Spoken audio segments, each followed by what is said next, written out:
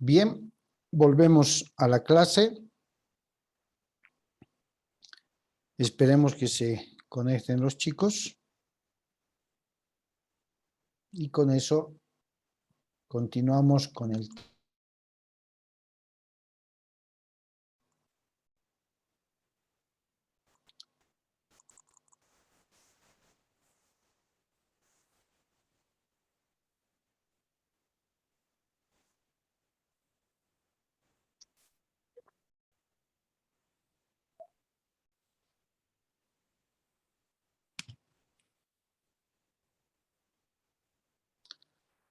Bien, ¿me escuchan, no, chicas?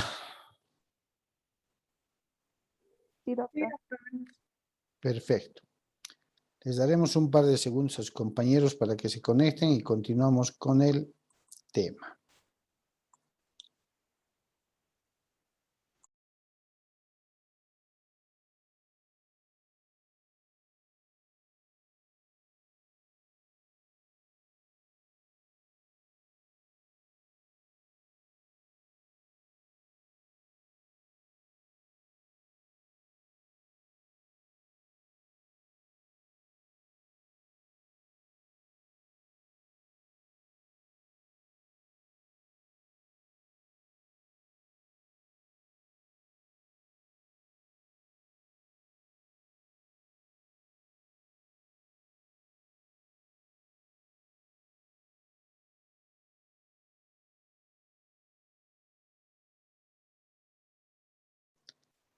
Bien, siempre recomendarles, por favor, a los que ya están en línea y a los que se vienen conectando, no olviden registrarse en el chat de la grabación.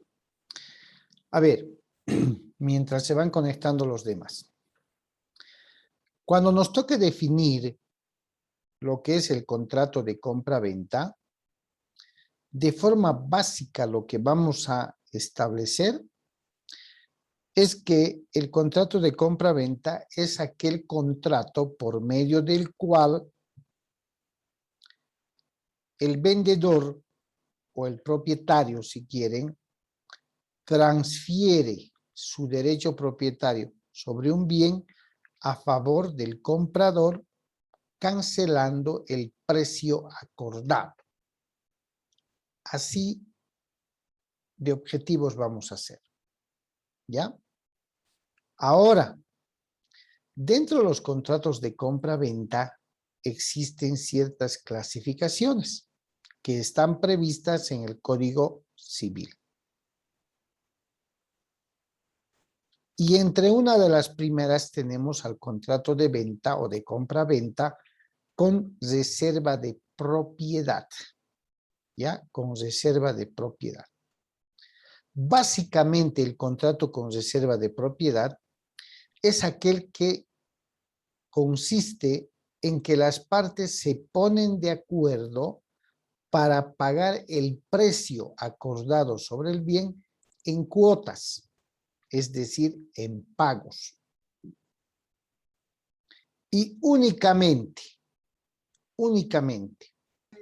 se va a entregar el bien al comprador una vez que termine de pagar su última cuota, termine de realizar el último pago. Y de esa manera el comprador estaría llegando a adquirir el 100% de la propiedad y el vendedor estaría satisfecho porque se le habría pagado la totalidad del precio acordado. ¿Ya? A ese tipo de contratos se denomina contrato de compra-venta con reserva de propiedad. Me reservo el derecho propietario hasta que me termines de pagar la última cuota. ¿Ok? A eso se refiere. Si tienen alguna duda, por favor me van a preguntar. Bien. El contrato de compra-venta de cosas genéricas.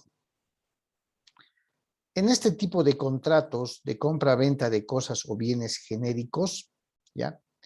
El comprador llega a adquirir la propiedad del bien mediante la individualización del objeto de venta, que podrá realizarse a través de una especificación posterior.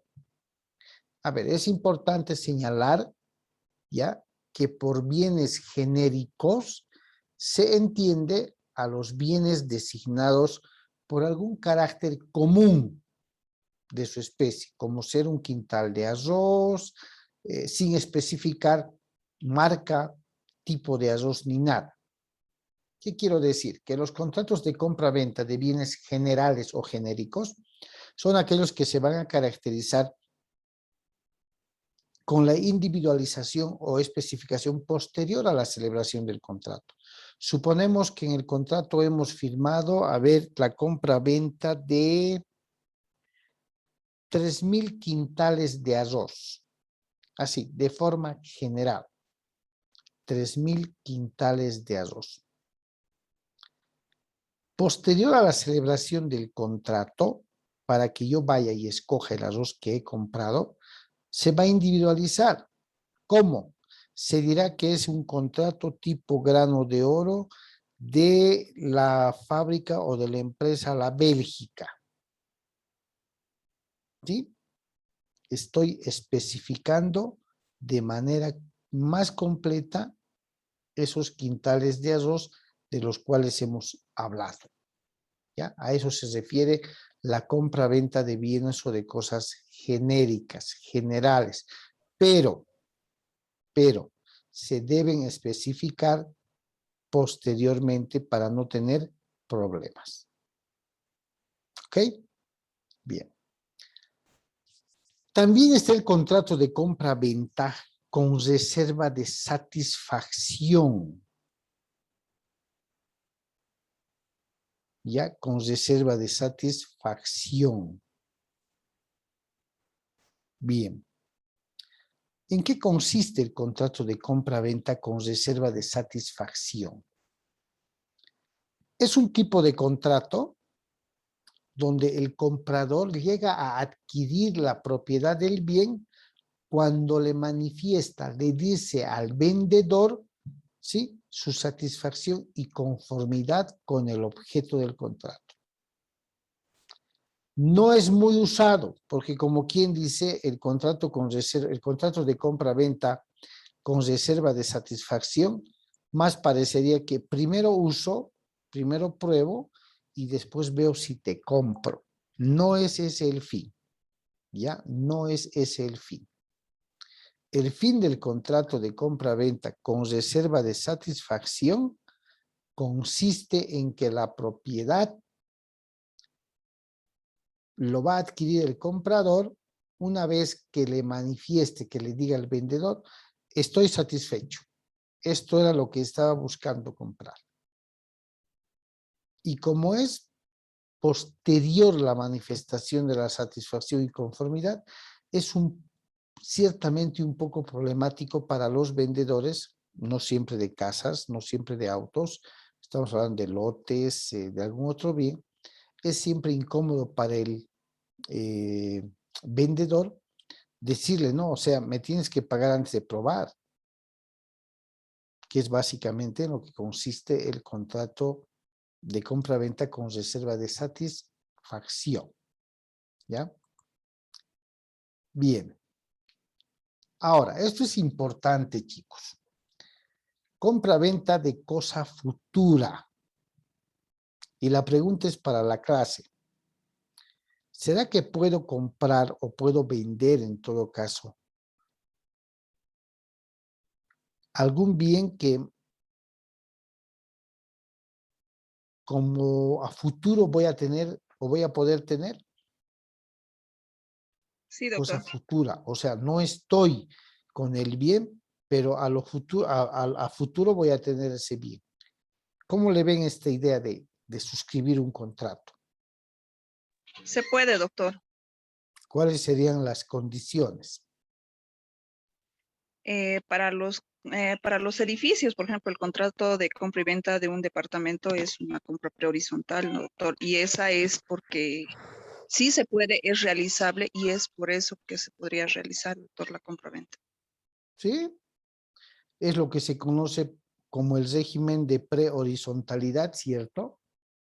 El requisito es que el edificio que se esté construyendo haya sido legalmente aprobado en la alcaldía su plano de construcción, haya cedido las áreas verdes, áreas de equipamiento y todo lo demás, ¿cierto? Entonces, bajo esa perspectiva, no tendría que haber ningún problema para la avisación y protocolización de ese contrato. Ahora, fíjense, compra-venta de cosa futura.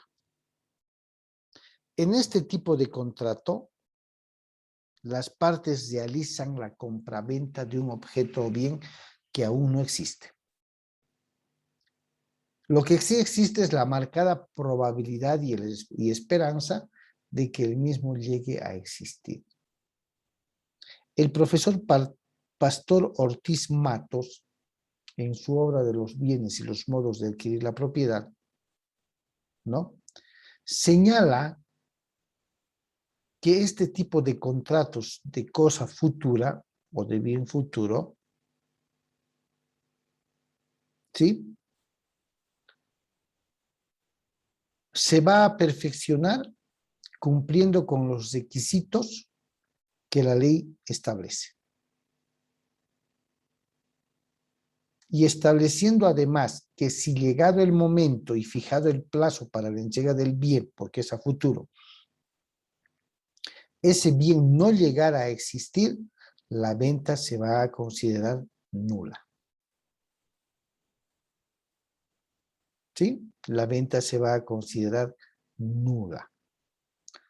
Generalmente es como decía Ninochka, se puede vender, ejemplo, un estado de prehorizontalidad, el departamento aún no está siendo edificado, pero se está empezando la obra desde abajo.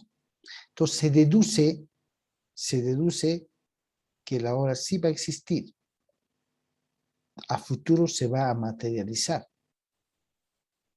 Por tanto, podría inclinarme a la elaboración de los contratos sobre cosa o de cosa futura.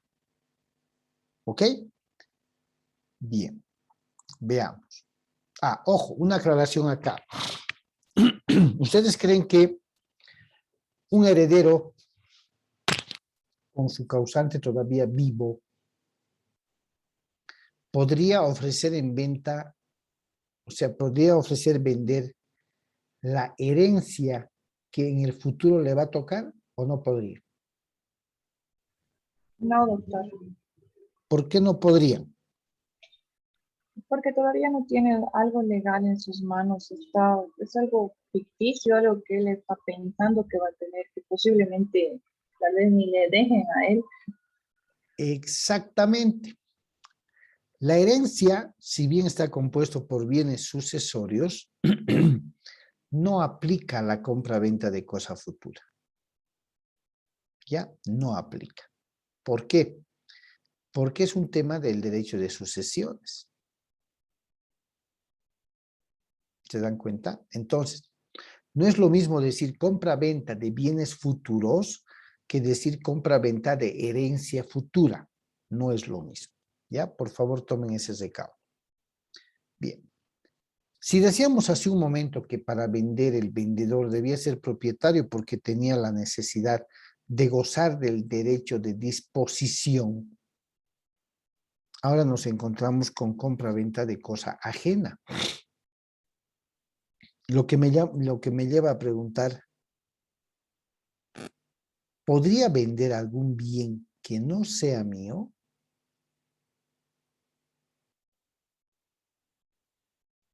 No, doctor, ¿Por qué?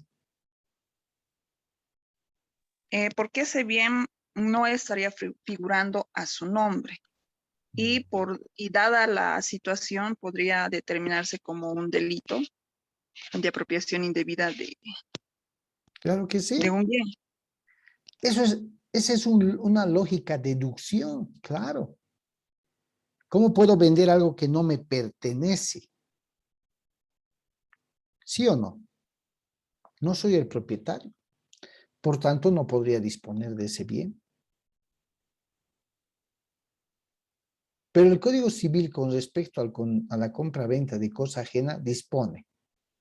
En este tipo de contrato se celebra, fíjense, la compra-venta de un bien que no es de propiedad del vendedor. ¿Sí? No es de propiedad del vendedor. Sin embargo, este vendedor se compromete a procurar la adquisición del bien a favor del comprador. ¿Sí? Adquiriendo el comprador la propiedad a momento en que el vendedor adquiere la cosa del titular de la cosa ajena.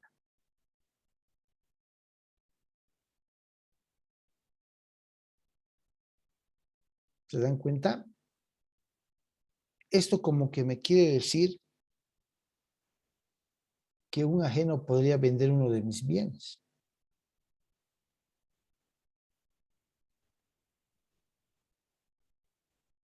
¿Cierto? Podría decirse entonces, ¿cómo es posible que yo pueda vender un bien o cosa ajena? ¿Cuál es la regla? Que si yo comprometo en venta algún bien, ¿sí? Debo respetar no solo los requisitos del contrato de trabajo, sino en qué condiciones voy a recontratar o contratar sobre el bien ajeno. La norma dice que quien vende un bien ajeno tiene la obligación de asegurar que el verdadero dueño, ¿no? Que el verdadero dueño le firme a la parte compradora. ¿Sí? Eso para desvirtuar cualquier tipo de delito, como decía Ninosca. Porque vender una cosa que no me pertenece es cometer delito de ¿qué? Estelionato, doctor. Estelionato. ¿Cierto? Estelionato. Pero en el ámbito civil, una persona puede vender una cosa o bien ajeno comprometiéndose a asegurar que la propietaria o el propietario cumpla no solo con las medidas de bioseguridad, sino cumpla, ¿no? Con los requisitos que la ley establece. Yo, vendedor de cosa ajena, si le he vendido a Natalie un inmueble que no era mío, tengo la obligación moral y material de asegurar que ese inmueble que le he vendido a Natalie le sea transferido por el verdadero propietario. ¿Sí? ¿Se entiende hasta aquí, chicos? ¿O no se entiende?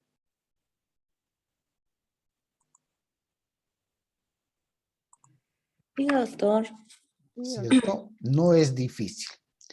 ¿Por qué entonces el contrato de compra-venta es considerado contrato tipo? Porque si se han dado cuenta, engloba a varios otros aspectos. No solamente se dedica a establecer normas y reglas, sino el tema del contrato de compra-venta. ¿Listo?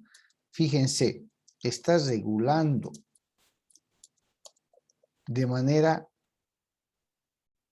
cabal lo que establece nuestro Código Civil, ¿cierto? Entonces, en muchas legislaciones, el contrato de compra-venta es considerado un contrato tipo, ¿ya? Un contrato patrón, un contrato estándar, porque muchas de sus cláusulas las vamos a utilizar en los demás contratos. Ahora, esa es la parte sustantiva, la que acabamos de ver. Las variaciones de contrato a contrato de compra-venta con reserva de propiedad, sujeto a satisfacción, qué sé yo, todo lo que acabamos de ver. Veamos ahora, para reforzar el tema de la primera parte del contrato de compra-venta, este pequeño documental que tiene que ver con el contrato de compra-venta, escuchando muy bien cuáles son los términos que una legislación de otro país puede escucharse con referencia al mismo tema. ¿Ya? Voy a mover esto acá, creo que estamos más cómodos. Y voy a silenciar mi micrófono para poder dar paso al audio de la grabación en el documental. Por favor, pongan atención.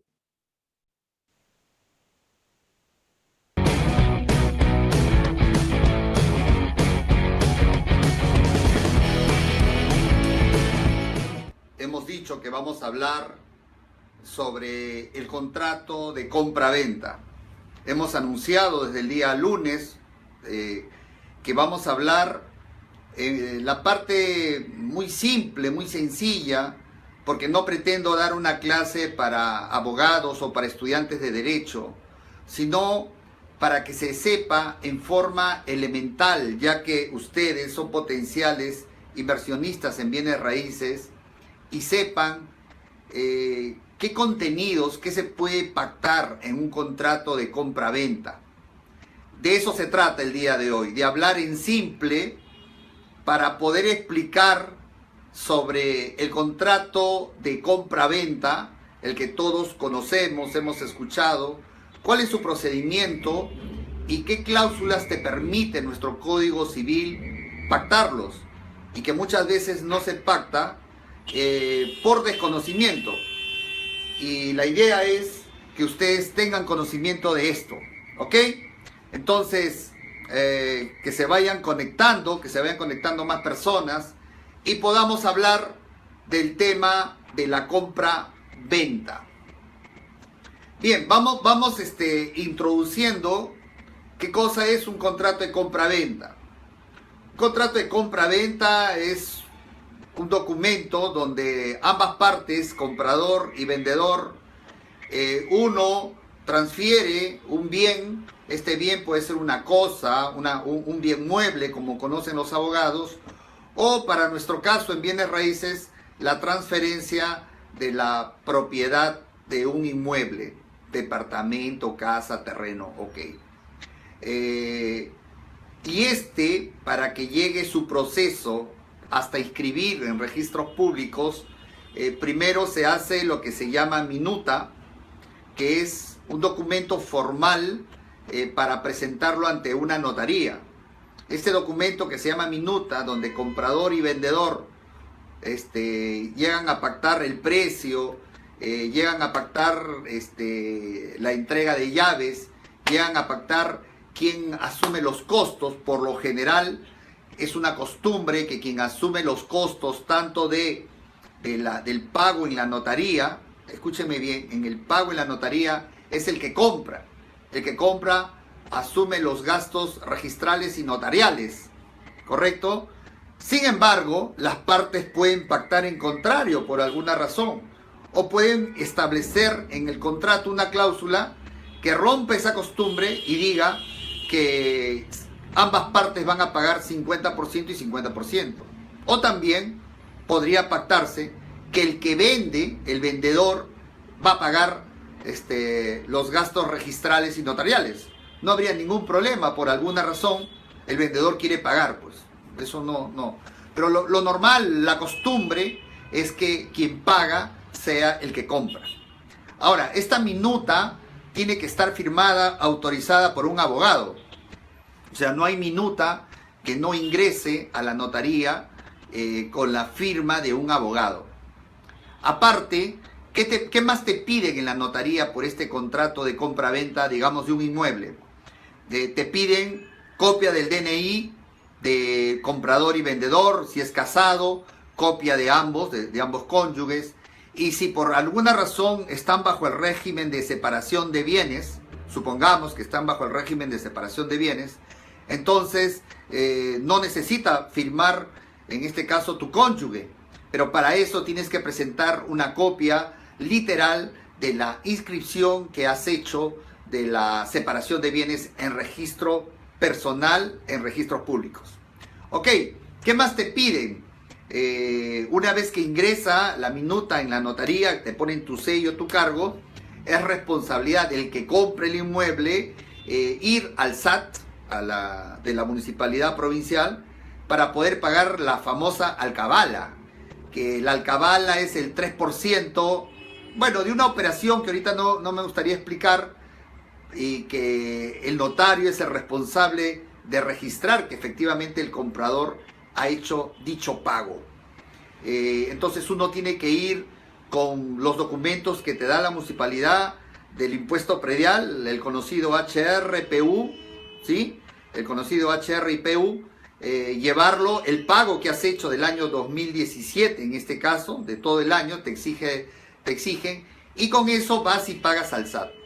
Traes el documento para poder lo registre el notario el pago que haya realizado. ¿Y qué exigencias hay para el que vende? Para el que vende, la exigencia de pagar el impuesto a la renta. Si es una persona natural, tendrá que pagar el 5%. El 5%. ¿Y esto cómo se saca? Se ve el valor que lo ha comprado, si lo ha comprado en $120,000 y lo está vendiendo en $150,000, esa diferencia que hay de $30,000, el 5%. En este caso sería el 5% de 30,000, estamos hablando de $1,500. $1,500. Eso tendría que pagar en soles en el Banco de la Nación a un número de cuenta que pertenece a SUNAT, que es para el pago del impuesto a la renta. Bien, entonces el notario, una vez que tiene la minuta que uno le ha llevado con la firma de comprador y vendedor y los documentos que estoy indicando, redacta en sus tomos de escritura, la escritura pública, donde después al día siguiente o el mismo día en la tarde firman las partes, suscriben, son verificados sus documentos en línea con RENIEC. Hoy todos los notarios están de alguna manera obligados a tener ello. Y una vez que suscriben, bueno, ya está la escritura. El notario hace los que se conoce como partes, lo que no es otra cosa que los oficios, que envía a registros públicos, a registro de inmuebles, para que se inscriba y el registrador evalúe la documentación que se tiene y reemplace el nombre del anterior propietario con el nombre del nuevo propietario. Y es así como se termina el ciclo de lo que es desde la compra de un inmueble. Bien, hasta ahí. Bien, chicos, ¿qué han entendido?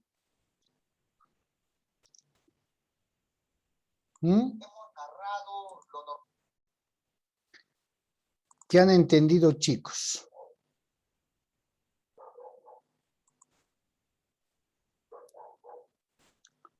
¿Quién podría emitir algún criterio?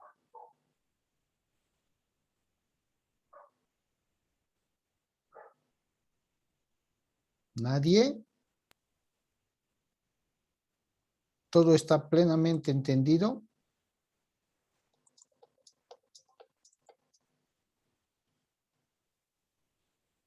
¿No hay ninguna duda? Doctor, yo sí tengo una duda respecto a lo que indicaba. Decía que, bueno, si bien en un contrato de compra y venta hay un mutuo acuerdo por las partes que pueden ser en que la parte compradora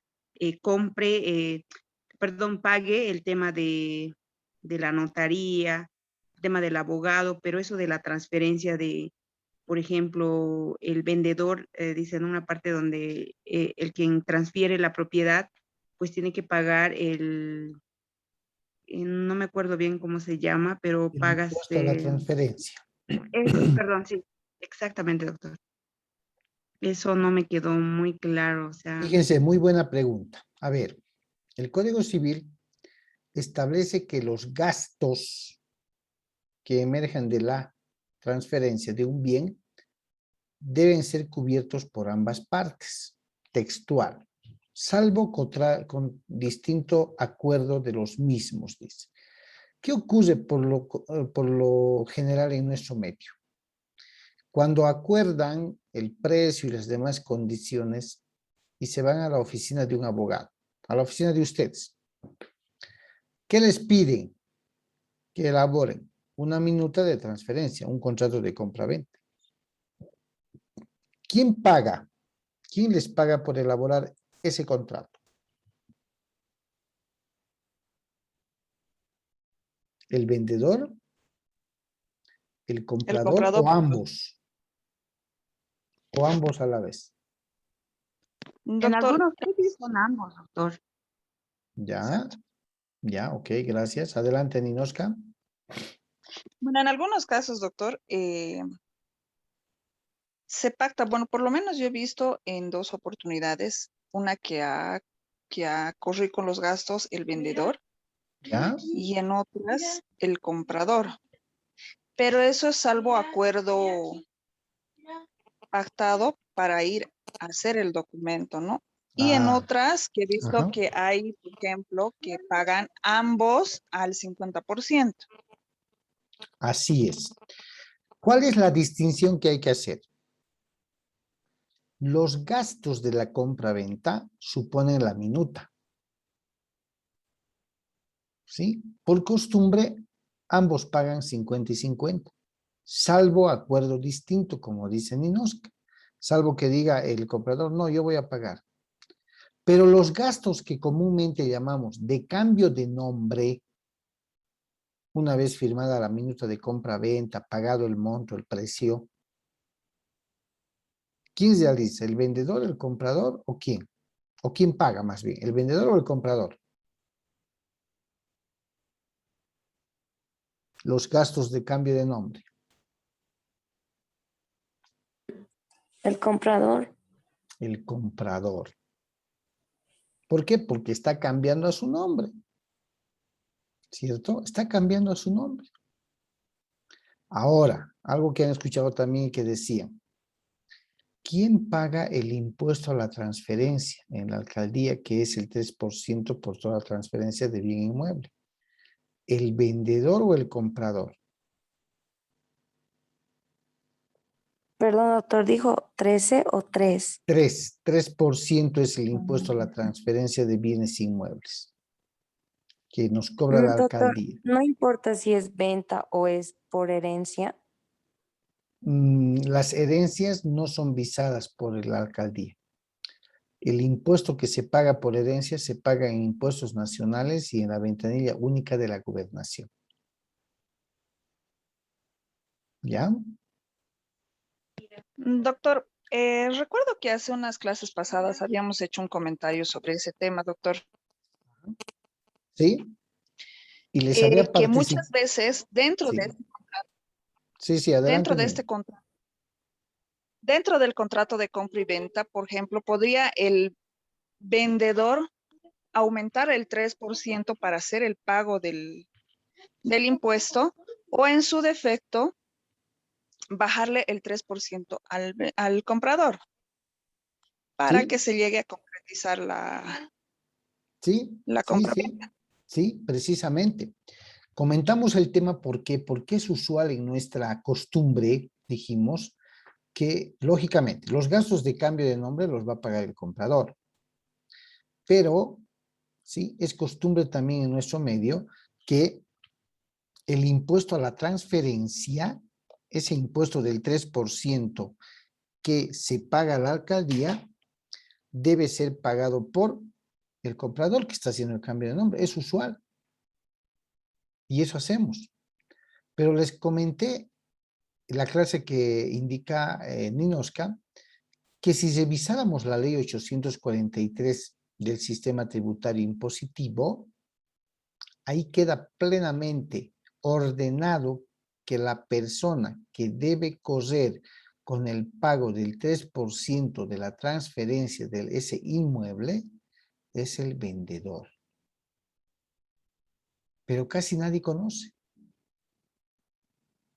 Lo que quiere decir, decíamos, que si el comprador le va a exigir al vendedor que sea a cargo del 3% que se paga, ¿no? entonces le vas a reajustar el precio. ¿Para qué? Para precisamente cubrir ese faltante. ¿Cierto? Así lo dijimos. Bien. A ver, Doctor, veamos esto. Adelante, adelante. Este 3% de impuesto a la transferencia, cuando es por herencia, el otro impuesto, ¿a dónde se le hace? Allá. Cuando es por herencia y estamos recibiendo un bien inmueble como herencia o varios, se paga el impuesto sucesorio a impuestos nacionales, al servicio de impuestos nacionales, el 4%. Y se paga en la ventanilla única de la gobernación, el formulario 1700, que es la sucesión gratuita de bienes, ¿no? Se paga el 1%. Una vez que se paga tanto a Fundempresa, digo, a la ventanilla única de la gobernación y a impuestos nacionales, se adjunta todos esos formularios, más la escritura pública de declaratoria de herederos o aceptación de herencia que entregue el notario, está listo para presentar a derechos reales para su registro. ¿Ya? Para su registro. La alcaldía no cobra impuesto a la transferencia por temas de sucesión hereditaria. Entonces, ¿Ok? doctor, sería casi 4%. 4% se paga impuestos nacionales y el 1% en la gobernación, en la ventanilla única. Sería un 5% Sí, del total que cuesta el bien. del total que cuesta el bien. En cambio, en la transferencia normal, en el de compra-venta, a veces los padres en compra-venta les dejan a los hijos, el único impuesto que debe pagar por la transferencia es el 3% en la alcaldía. Doctor, disculpe, en el momento de hacer estos, si hay alguna alteración en el precio del bien inmueble, ¿es observado o los papás pueden poner el precio que ellos crean correspondiente? Bueno, el precio se saca del mercado local, ¿no? ¿Cuál es la oferta y cuál es la demanda? Pero se debe trabajar con un precio comercial, no un precio que ponga la alcaldía en su impuesto. El precio que la alcaldía maneja en los impuestos se llama el precio catastral, el monto catastral. O sea, es lo mínimo. El valor comercial de un bien es lo que los peritos hacen el avalúo, ¿no ve? Entonces, en este caso, comprendía como por compra y venta, ¿verdad, Sí, doctor? por eso mucha gente les otorga esa calidad a sus hijos y lo siguen haciendo.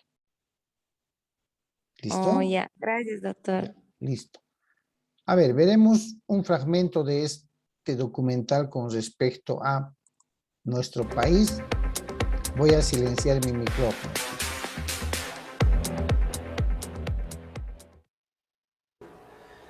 El trámite de la compra-venta o enajenación a título onerosa, que es la que recurrentemente los interesados solicitan,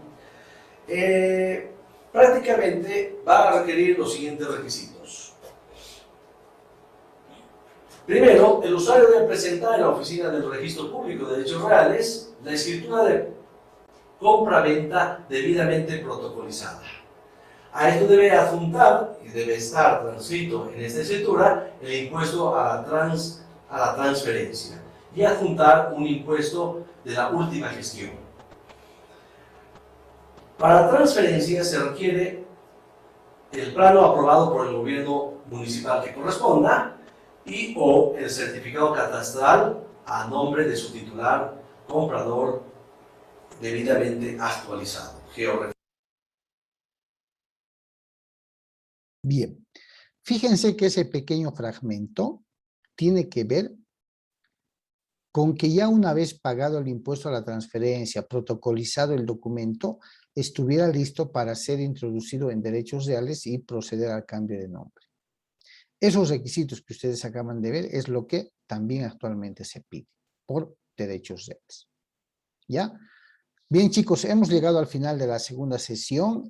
Cualquier duda, por favor, me la guardan y van a estar atentos, por favor, al grupo de WhatsApp para confirmar la clase de retroalimentación y la fecha del examen. ¿Ok? Ok, doctor, gracias. Listo, muchas gracias, chicos. Hasta luego. Chao, chao. Hasta el sábado, ¿verdad, doctor? Sí, sí, sí.